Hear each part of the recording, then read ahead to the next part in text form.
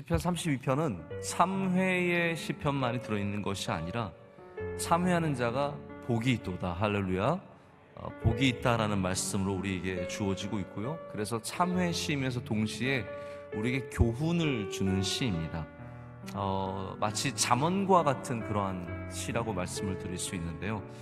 구약의 팔복처럼 시편 32편은 우리에게 복 있는 자에 대해서 말하고 있습니다. 복 있는 사람이 누구입니까? 복 있는 사람은 바로 허물의 사함을 받고 자신의 죄가 가려진 자입니다. 복 있는 자는 누구입니까? 마음에 간사함이 없고 여호와께 정죄를 당하지 아니하는 자입니다.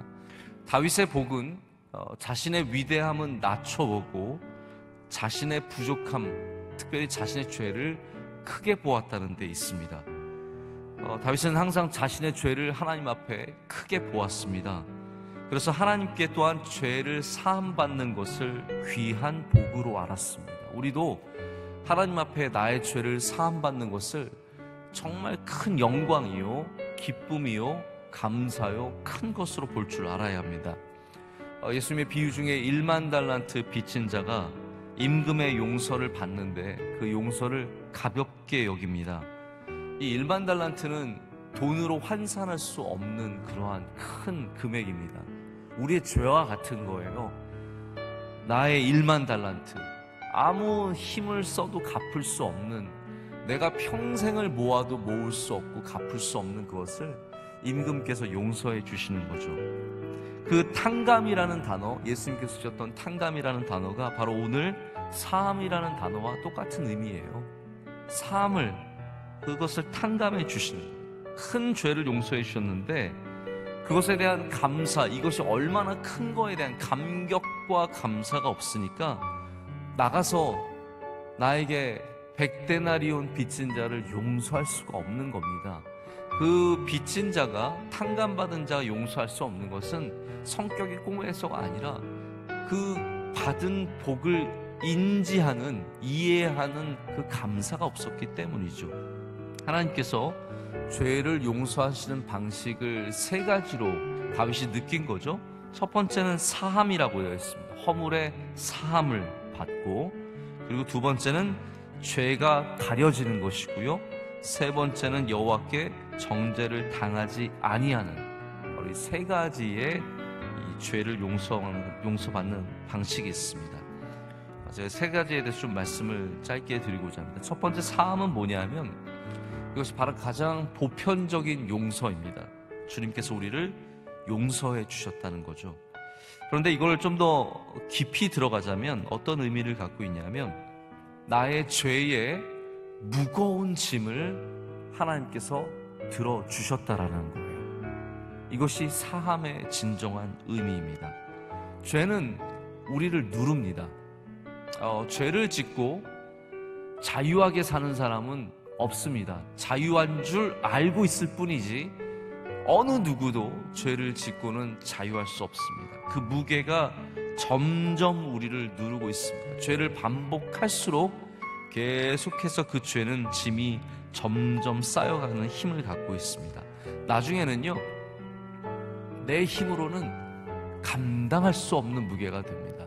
그래서 우리는 그 무거운 짐을 주님 앞에 가지고 나가야 합니다. 매일 주님 앞에 나와서 나의 무거운 죄를 주님 앞에 내려놔서 하나님께 사함을 받아야 합니다. 두 번째는 가려지는 것입니다. 가려지는 것은 영어로는 cover예요. covered, 덮었다라는 거죠. 하나님은 그 빛을 우리에게 비춰주시는데 비춰주셔서 부끄럽게 만드는 그것이 아니라 우리를 덮어주시는 그 빛이시라는 거죠. 드러내어서 너 좀 혼나봐야겠다가 아니라, 드러내서 징계하는 것이 아니라, 드러내서 부끄럽게 하는 것이 아니라 드러내시지만 오히려 덮어주시는 것이 바로 하나님의 빛이라는 겁니다. 여러분, 회개하는 자마다 이 빛의 은혜를 누리게 되는 겁니다. 여러분, 오늘 우리의 죄를 고백할 때 주님께서 우리의 모든 부끄러움을 가려주실 줄로 믿습니다. 드러나지 않게 하나님께 철저하게 가려주셔서 여러분들을 불쌍히 여겨주시는 거죠. 하나님 앞에 정직하게 나가면, 간사하지 않고 정직하게 나가면 하나님께서 반드시 우리를 다 가려주실 줄로 믿습니다. 세 번째는 정죄를 당하지 않는 것입니다. 이 말씀은 법정에서 판결을 받지 않는다는 말씀과 같습니다. 법적인 용어예요. 그래서 오늘 이 세 가지는 문화적인, 그리고 영적인, 그리고 심지어는 법적인 이런 모든 용서를 다 포함하고 있습니다. 주님께서 우리를 사해 주시고 덮어주시고 정죄하지 않으신다라는 거예요.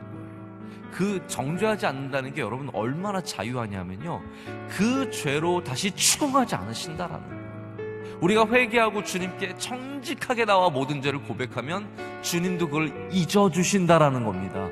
다시 묻지 아니하신다라는 거예요. 자, 1절과 2절이 이렇게 사함을 받는 죄를 회개하는 자, 참회하는 자가 복을 받는 것에 대한 말씀이라면 3절과 4절은 그 죄를 고백하지 않는 자의 괴로움에 대한 말씀이에요. 여러분 이걸 꼭 아셨으면 좋겠습니다. 회개하지 않는 자는 괴로운 자예요. 그거는 불쌍한 사람입니다. 이러한 아픔이 있는 거죠. 아마도 다윗이 어떤 이유에서인지 모르겠지만 한동안 하나님께 입을 열지 아니하고 회개하지 않고 버텼던 적이 있던 것 같아요. 하나님께 나아가지 않고 입 꽉 다물고, 아니면 몰랐을 수도 있죠. 사실 우리가 영적인 감각이 떨어지면요, 다른 감각도 떨어지지만 회개의 감각이 떨어집니다. 죄에 대한 감각이 떨어져요. 이것이 잘못된 것인지, 하나님 앞에 얼마나 큰 죄인지에 대한 감각이 떨어져요. 그래서 주님께서 나를 누르시고 있는데도 전혀 모르고 그냥 평안하게 살아가는 그러한 영적 감각이 떨어질 때가 있습니다.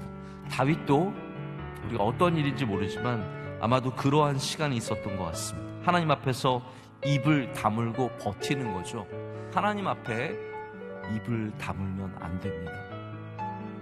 하나님 앞에는 입을 열어야 합니다. 반드시 가서 나의 죄를, 나의 부족함을, 나의 연약함을, 나의 죄성을, 이 모든 것을 고백을 해야 된다. 그렇지 않으면 하나님 우리를 신음하게 하십니다. 그래서 그 신음하는 입으로 내 뼈가 다 녹아져 나오는 거예요. 여기 뼈가 쇠하였다는 말이 그 뜻이거든요. 내 입으로 뼈가 다 나온다는 말이에요. 이 안에 있는 진액들이 나온다는 것이죠. 하나님께서 우리 고통의 신음을 주시기 전에 나아가서 우리는 주님께 입을 열어야 합니다. 사순절은, 특별히 고난주간은 6절에 말씀하듯이 이거 보세요. 6절에 이로 말미암아 모든 경건한 자는 주를 만날 기회를 얻어서, 할렐루야, 주를 만날 기회를 얻어서. 이 말이 무슨 말씀이냐면 회개할 기회를 얻는다는 말씀이에요. 사순절은, 고난주간은 회개할 기회를 주시는 겁니다. 이건 너무나